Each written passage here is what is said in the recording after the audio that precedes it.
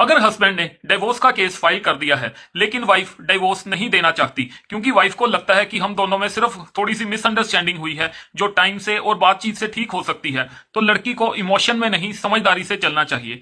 सबसे पहले एक बात समझ लो कि डिवोर्स का फाइल होना इसका मतलब ये नहीं होता कि शादी खत्म हो गई ऑटोमेटिकली। सुप्रीम कोर्ट ने भी कहा है marriage is a sacred institution and court should make every effort to preserve it. Court का पहला काम होता है शादी बचाना, तोड़ना नहीं।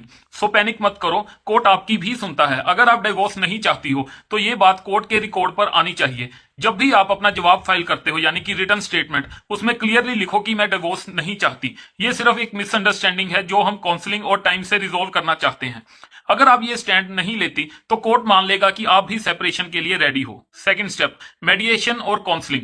मेडिएशन और काउंसलिंग पर जरूर जोर दो। फैमिली कोर्ट का ड्यूटी होता है रिकंसिलिएशन का ट्राई करना।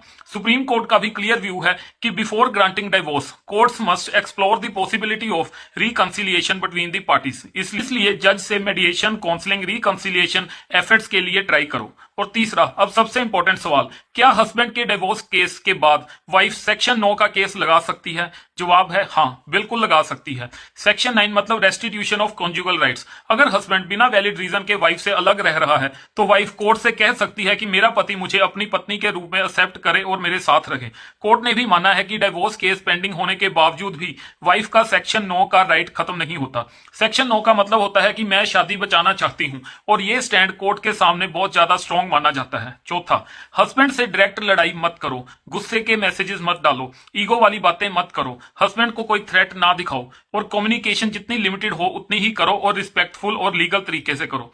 पांचवां पॉइंट, सोशल मीडिया पर शादी का ड्रामा मत बनाओ। जो आज स्टोरी या स्टेटस लगाते हो कल वही कोर्ट का एविडेंस बन जाता है। शादी बचानी है तो साइलेंस, पेशेंस, डिग्निटी, ये 3 चीजें सबसे पावरफुल होती हैं। शादी बचाते हुए अपनी सेफ्टी भी रखो। शादी बचानी है लेकिन रिस्पेक्ट के साथ। अगर जरूरत हो तो maintenance, residence right, counselling order सब कुछ लीगल तरीके से लो बिना लड़ाई किए।